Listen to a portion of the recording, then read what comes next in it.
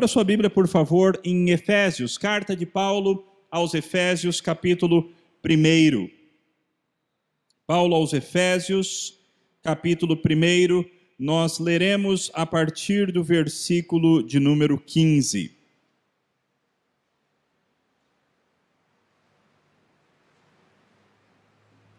Carta de Paulo aos Efésios, capítulo 1.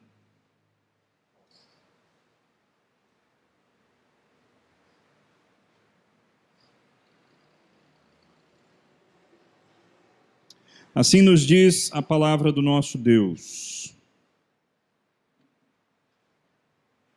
Por isso, também eu, tendo ouvido a fé que há entre vós no Senhor Jesus e o amor para com todos os santos, não cesso de dar graças por vós, fazendo menção de vós nas minhas orações, para que o Deus de nosso Senhor Jesus Cristo, o Pai da glória, vos conceda espírito de sabedoria e de revelação no pleno conhecimento dele, iluminados os olhos do vosso coração, para saberdes qual é a esperança do seu chamamento, qual a riqueza da glória da sua herança nos santos, e qual a suprema grandeza do seu poder para com os que cremos, segundo a eficácia da força do seu poder, o qual exerceu ele em Cristo, ressuscitando-o dentre os mortos e fazendo-o sentar à sua direita nos lugares celestiais, acima de todo principado e potestade e poder e domínio e de todo nome que se possa referir, não só no presente século, mas também no vindouro, e pôs todas as coisas debaixo dos pés, e para ser o cabeça sobre todas as coisas, o deu à igreja, a qual é o seu corpo, a plenitude daquele que a tudo enche em todas as coisas. Vamos mais uma vez falar com o nosso Deus. Querido Pai, abençoa-nos nesta hora, que a Tua palavra foi lida diante de nós e será exposta. Que de fato, ó Pai, o Senhor fale com o seu povo.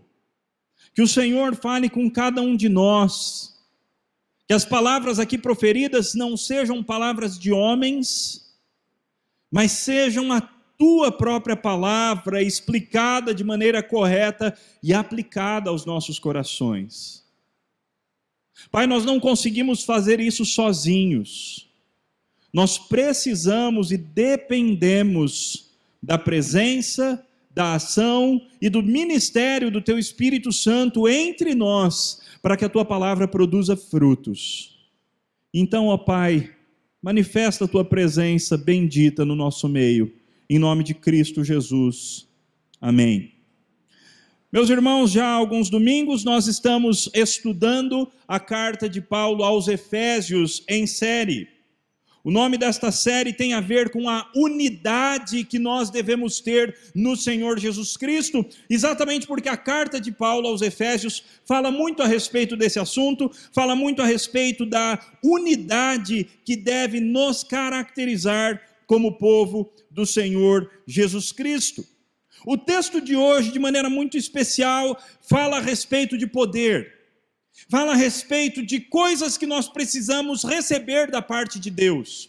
Fala a respeito de bênçãos que nós precisamos buscar na fonte perene de toda a bênção, que é o nosso próprio Senhor Deus.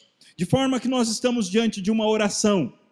Paulo começou a sua carta e ele fez uma palavra de louvor ao nosso Deus. Ele tinha dito: bendito Deus e Pai do nosso Senhor Jesus Cristo, porque Ele nos tem abençoado com toda sorte de bênção espiritual nas regiões celestiais em Cristo. Deus nos predestinou, nos elegeu, Cristo nos redimiu, nos remiu, o Espírito Santo nos selou e nos penhorou como propriedade de Deus. Então que Deus receba toda a honra, toda a glória e todo o louvor. Agora, quando chega nessa segunda parte, ainda do primeiro capítulo, Paulo faz uma oração, não mais uma oração de louvor ao nome do nosso Deus, mas uma oração na qual ele vai pedir bênçãos para o povo de Deus, bênçãos que devem nos caracterizar, bênçãos as quais nós também devemos buscar se queremos ser crentes que agradam ao Senhor, o nosso Deus. Paulo então diz assim no versículo 15: por isso também eu, tendo ouvido a fé que há entre vós no Senhor Jesus e o amor para com todos os santos, não cesso de dar graças por vós, fazendo menção de vós nas minhas orações. A primeira coisa que nós temos nesse versículo é uma gratidão de Paulo. Paulo agradece a Deus porque existem duas coisas que têm caracterizado a vida dos cristãos de Éfeso: fé e amor. Fé e amor. Notem que a gratidão de Paulo é porque ele ouviu a respeito da fé que caracteriza os efésios. A gratidão também dele é porque ele sabe a respeito do amor que os marca, porque eles sentem um verdadeiro amor por todos os santos. E aqui então já vem uma das primeiras perguntas de aplicação para nós. Se o apóstolo estivesse escrevendo uma carta para a nossa igreja, carta de Paulo aos irmãos da Igreja Presbiteriana José Manuel da Conceição, será que Paulo teria esses dois motivos de louvor? Será que Paulo teria esses dois motivos de gratidão a Deus? Eu louvo o Senhor, eu agradeço ao meu Deus, porque vocês são caracterizados por fé e por amor. Será que é isso que nos marca, meus irmãos? Precisamos ser homens e mulheres de fé. Homens e mulheres que não se deixam abalar, mas que creem de maneira firme e sólida no Senhor Jesus como seu único Salvador. Que creem de maneira firme e sólida no Senhor Jesus como de fato o Senhor de suas vidas e o seu protetor. Será que o que nos marca, irmãos, é a fé e o amor? É interessante, no entanto, que além de agradecer, aliás, Paulo sempre faz isso nas suas cartas, ele agradece ao Senhor Deus, mas normalmente ele também tem alguns pedidos, ele expressa para a igreja quais são os motivos pelos quais ele tem pedido diante de Deus pela vida deles. E se eles eram de um lado caracterizados por fé e amor, por outro lado havia algo que Paulo acreditava que faltava naqueles irmãos. Aqueles irmãos ainda precisavam de mais conhecimento. Mais conhecimento. Notem a partir do versículo 16: não cesso de dar graças por vós, fazendo menção de vós nas minhas orações. Notem agora: para que o Deus de nosso Senhor Jesus Cristo, o Pai da glória, vos conceda, notem, espírito de sabedoria e de revelação, no pleno conhecimento dele, iluminados os olhos do coração vosso, para saberdes. Notem os irmãos que naquela época não existia negrito, naquela época não existia itálico, naquela época ele tinha um papel e uma pena para escrever. Então a maneira que os autores bíblicos utilizam para firmar uma ideia na cabeça das pessoas é a repetição daquela ideia várias vezes. Notem que o apóstolo Paulo, aqui no versículo 17 e 18, ele usou 5 conceitos que dizem respeito a conhecimento. Fica claro, então, qual é o pedido do apóstolo Paulo com relação àqueles irmãos? Ele queria que eles fossem marcados por conhecimento. Olhem novamente: que Deus vos conceda espírito de sabedoria, 1, de revelação, 2, no pleno conhecimento dele, 3, iluminados os olhos do vosso coração, 4, para saberdes. Ou seja, Paulo considera o conhecimento uma coisa fundamental na vida cristã. Aqueles irmãos de Éfeso já tinham amor, Deus seja louvado por isso, que eles eram caracterizados por essa marca. Aqueles irmãos de Éfeso tinham grande fé, e se não o tivessem, nem cristãos poderiam ser chamados, e Deus seja louvado por isso. Mas Paulo clama ao Senhor Deus. Ele orava constantemente ao Senhor Deus, para que aqueles mesmos irmãos fossem marcados, caracterizados e conhecidos também pelo seu conhecimento. Não um conhecimento qualquer, meus irmãos. Não um conhecimento que vem de fontes naturais, não um conhecimento que vem a partir da experiência pessoal que alguém tem com coisas naturais, mas é um conhecimento de um outro tipo. O conhecimento que Paulo pede é um conhecimento que tem a ver com o Espírito Santo de Deus, que Deus vos conceda um espírito de sabedoria. Esse conhecimento é um conhecimento que tem a ver com a revelação de Deus. É um conhecimento que ou Deus abre a tua mente para que você conheça as coisas de Deus, ou você não vai conseguir entender, compreender, apreender esse conhecimento da parte de Deus. É necessário revelação, é necessário uma ação do Espírito Santo, a fim de que nós tenhamos pleno conhecimento dele. Eis uma oração que você deveria fazer todo dia. Deus, dá-me pleno conhecimento de ti. Dá-me pleno conhecimento de ti. Não apenas um conhecimento formal, um conhecimento doutrinário, embora esses também sejam importantes, mas um conhecimento experimental.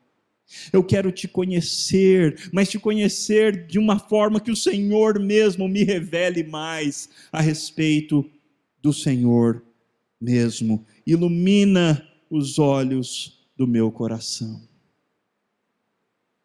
O que eles deveriam conhecer, no entanto? Se Paulo enfatiza tanto que aqueles irmãos deveriam conhecer, qual é o conteúdo, qual é o objeto deste conhecimento? Paulo fala a respeito de 3 coisas. 3 coisas que deveriam ser conhecidas pelos cristãos efésios, e essa tem que ser a nossa oração também, irmãos.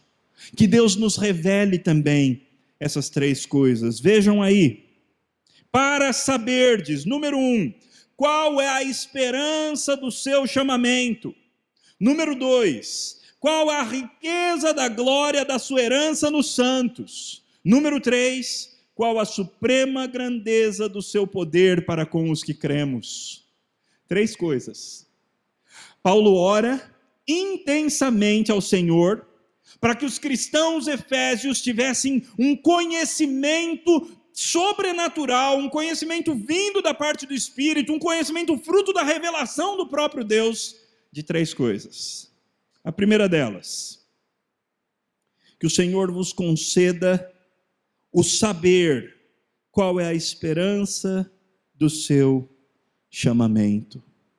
Meus irmãos, vocês foram chamados por Deus, vocês foram escolhidos pelo Senhor, vocês foram marcados pelo Senhor, mas Deus não nos salvou apenas para que nós fiquemos muito felizes pela nossa salvação exclusiva, enquanto desprezamos o resto do mundo. Existem objetivos divinos em te vocacionar. Deus te elegeu e te vocacionou com objetivos específicos. Por exemplo, Romanos diz assim: de cujo número sois também vós, chamados para serdes de Jesus Cristo. Para que Deus te chamou? Qual é a esperança do seu chamamento?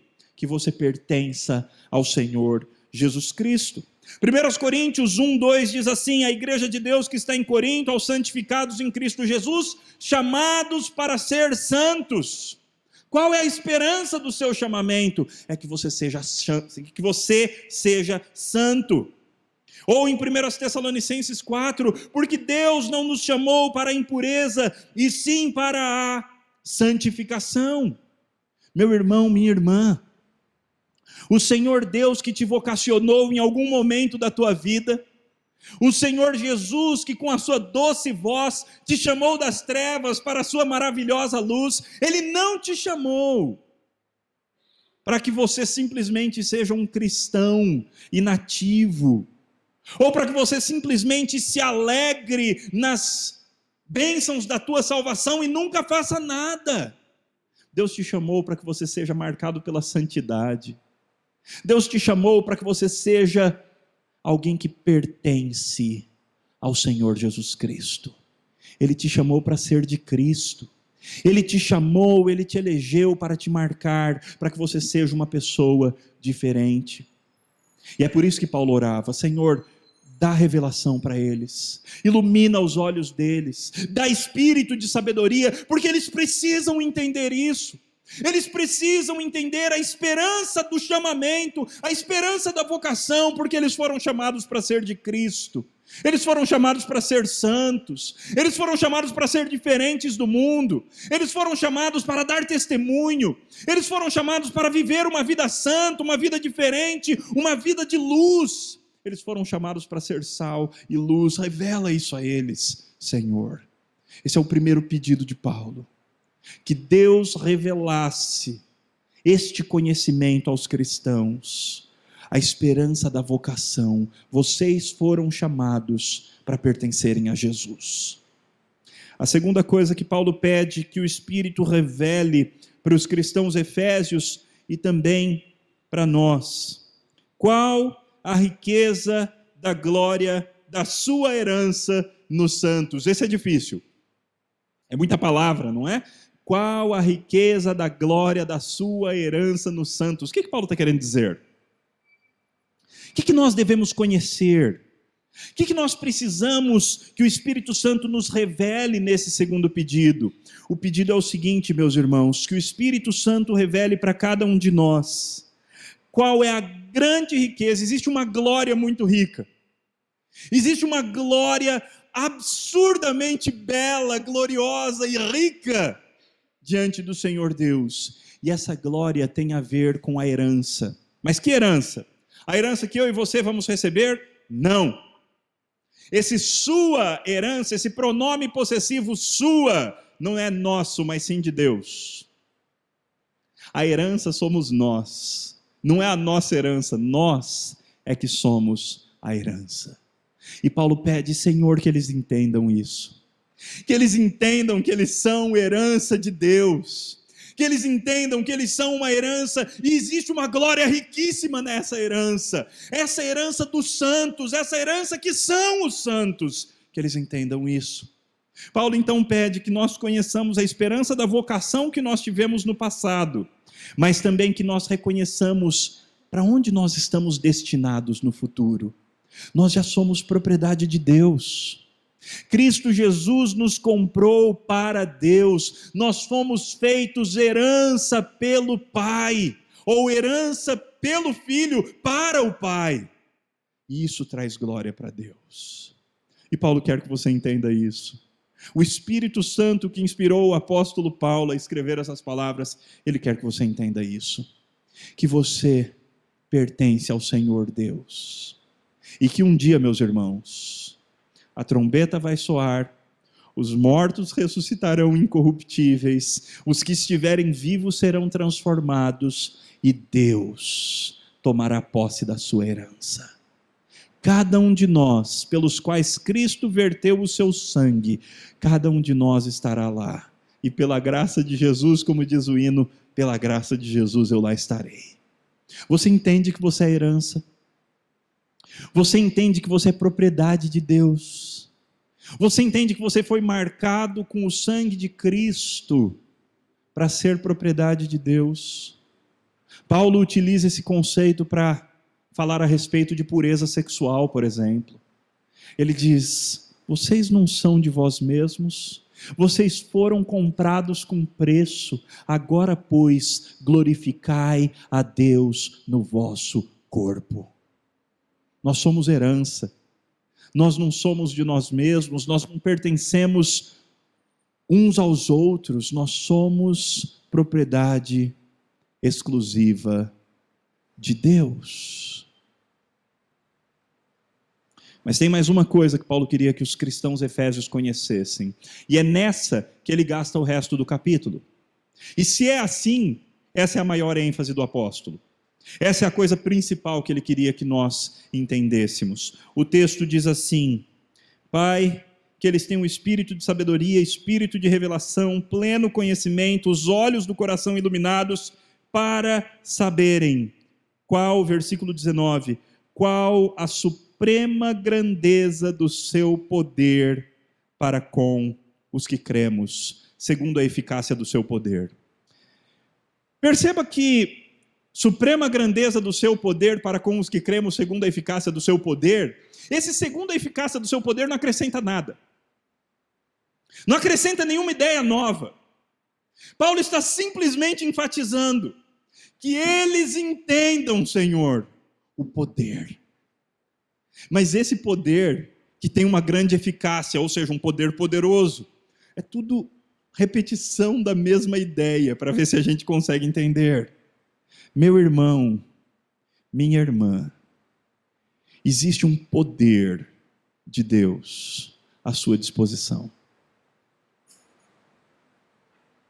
Se você foi salvo pela graça, se você é habitado pelo Santo Espírito de Deus, existe um poder de Deus dentro de você.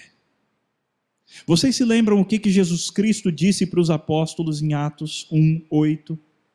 Mas recebereis poder ao descer sobre vós o Espírito Santo de Deus, e sereis minhas testemunhas em Jerusalém, Judeia e Samaria e até os confins da terra. Meus irmãos, eu e vocês, nós recebemos esse poder quando nós cremos. Mas não é qualquer tipo de poder.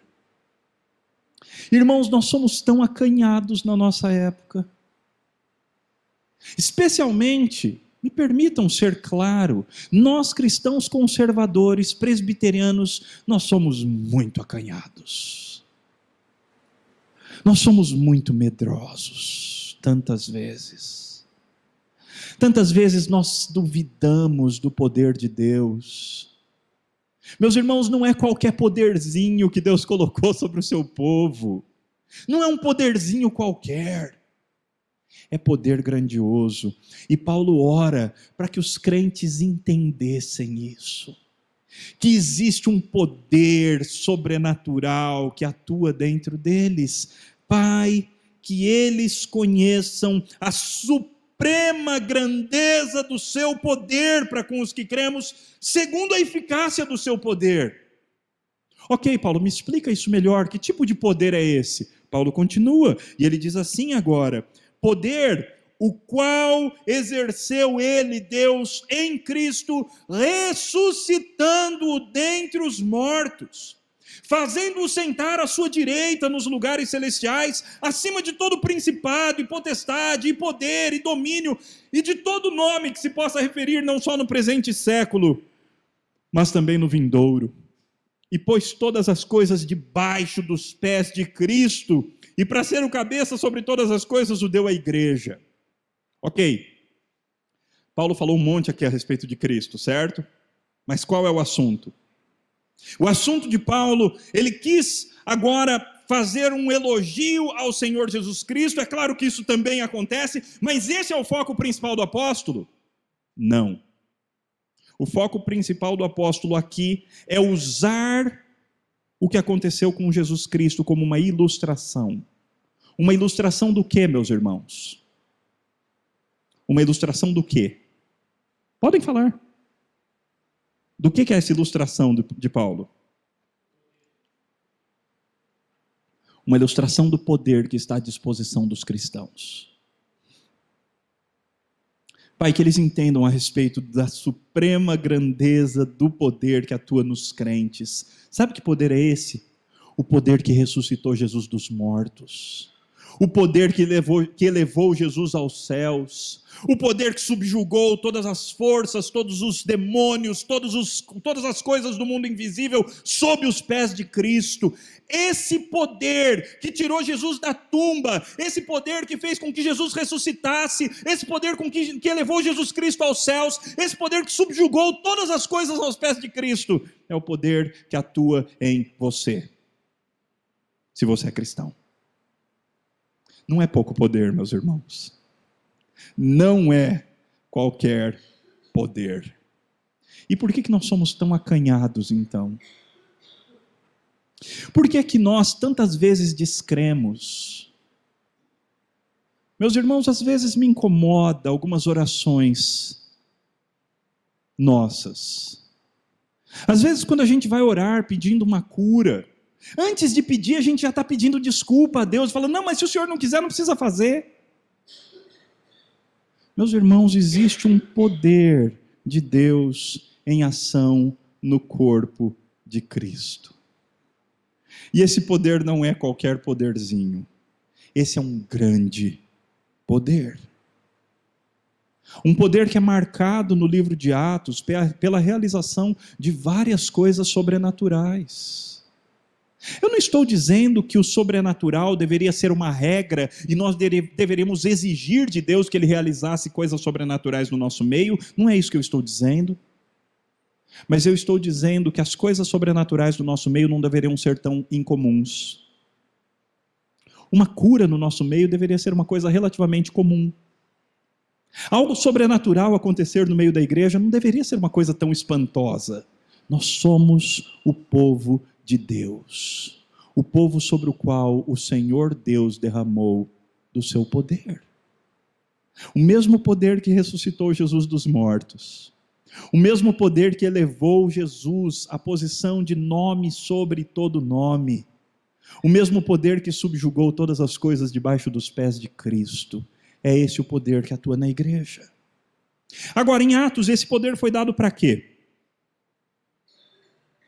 Lá em Atos diz assim: mas recebereis poder ao descer sobre vós o Espírito Santo de Deus e sereis minhas testemunhas. Em Atos, a grande marca desse poder era a disposição para testemunhar. Era a coragem, ou aquilo que Atos gosta de chamar de intrepidez na Almeida Revista Atualizada.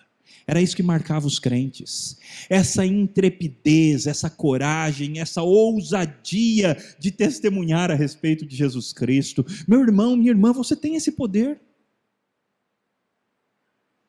Tantas vezes nós somos tão acanhados, envergonhados, vergonhosos com relação às coisas de Deus.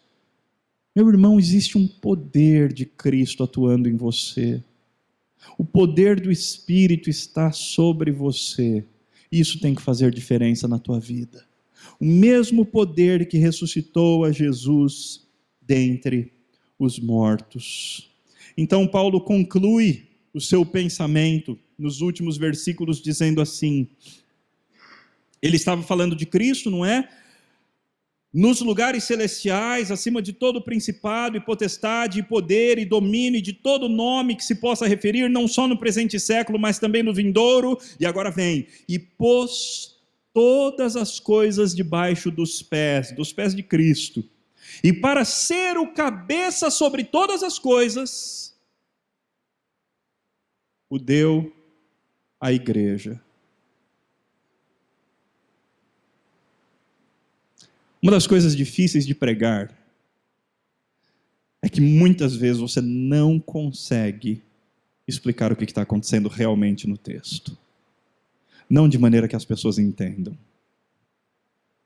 Porque se nós entendêssemos o que Paulo está falando aqui, meus irmãos, a nossa vida seria radicalmente transformada. Nós seríamos pessoas absolutamente diferentes. Paulo acabou de falar aqui que parte da obra de Cristo, ele tinha falado, Cristo foi ressuscitado dos mortos, Cristo ascendeu aos céus, Cristo teve todas as coisas colocadas debaixo dos seus pés. E para que tudo isso se concretize, especialmente essa última parte, a parte das coisas serem colocadas debaixo dos pés de Cristo, para que Cristo seja o cabeça de todas as coisas, o que o Pai fez? O Pai deu Cristo para a igreja. Você é parte dos planos eternos de Deus, de colocar todas as coisas debaixo dos pés de Cristo. A maneira pela qual Cristo vai se tornar o cabeça de todas as coisas no mundo, visíveis e invisíveis, envolve a igreja. Para que Ele seja o cabeça de todas as coisas, Ele o deu à igreja. E aí Paulo completa com uma coisa ainda mais absurda, a qual, a igreja, é a plenitude daquele que a tudo enche em todas as coisas. Outra coisa impossível de explicar. A igreja é a plenitude de Cristo.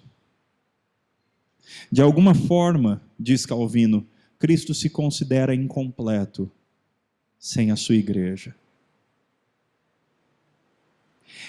Ele é aquele que a tudo enche em todas as coisas. Ele é aquele que faz todas as coisas terem sentido. Ele é aquele que completa todas as coisas. Mas de alguma forma, nós, a igreja, somos a plenitude dele.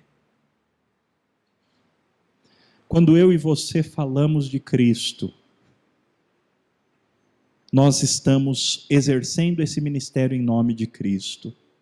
Quando eu e você estendemos a mão para um necessitado, é Cristo que está estendendo a mão para o necessitado. Quando eu e você pregamos o Evangelho, é Cristo que está pregando o Evangelho. Quando eu e você fazemos o bem para um irmão em Cristo, é Cristo que está ministrando na vida daquele irmão. Nós somos a plenitude daquele que a tudo enche em todas as coisas. Agora talvez você entenda um pouco melhor o porquê que Paulo exagerou tanto no conhecimento. Pai, revela para eles. Dá espírito de sabedoria, dá espírito de conhecimento, dá pleno conhecimento, revela para eles, abre a mente deles para que eles entendam. Para que eles entendam, primeiro, qual é a esperança do chamamento deles. Para que o Senhor os chamou? Que eles entendam que o Senhor os chamou para serem santos, para serem de Cristo. Pai, que eles entendam a suprema grandeza da sua herança nos santos, a riqueza da glória da sua herança nos santos, que eles entendam que eles são herança de Deus, e que essa herança é uma herança que Deus considera uma herança gloriosíssima, cheia de glória. Mas, Pai, de maneira especial, que eles entendam o poder, que eles entendam a suprema grandeza do seu poder para conosco, os que cremos, segundo a eficácia da força do seu poder. Poder que o Senhor exerceu em Cristo, ressuscitando-o dentre os mortos, colocando-o no céu, subjugando todas as coisas debaixo dos pés dele, e para que ele seja o cabeça, o Senhor o deu para a igreja. Essa igreja, que é a plenitude daquele que a tudo enche em todas as coisas. Meus irmãos, a igreja é a instituição, o organismo, a organização mais importante que existe sobre a face da terra. Tudo mais vai passar. Os governos passarão. Os governos passarão. Até as nossas famílias, de algum sentido, passarão. O casamento é até que a morte os separe. Mas uma coisa permanecerá para todo o sempre: a igreja, a noiva de Cristo. E você tem o privilégio de ser parte dessa história. Você tem o privilégio de ser igreja. Então, meu irmão, minha irmã, seja igreja. Seja igreja, mas vista a camisa da igreja, vista a camisa de Cristo, seja as mãos, os pés de Cristo na terra. Viva para a glória de Cristo Jesus. Vamos orar.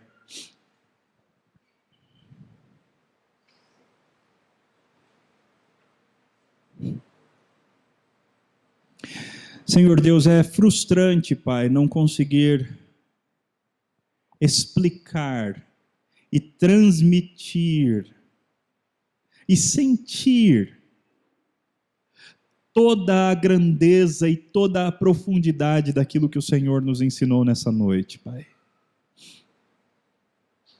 Pai, o que o Senhor tem para nós é gloriosíssimo.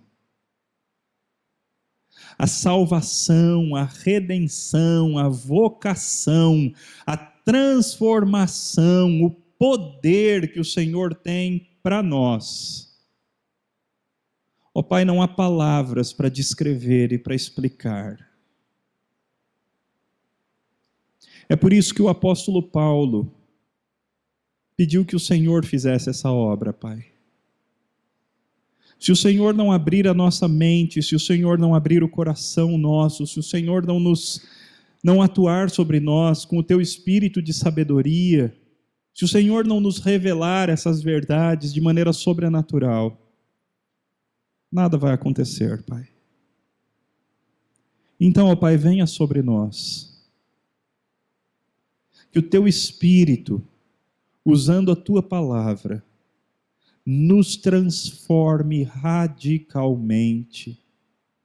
Que Ele abra nossa mente e coloque lá dentro, ó Pai, essas verdades que nós precisamos crer e que são verdades que têm o poder de radicalmente nos transformar.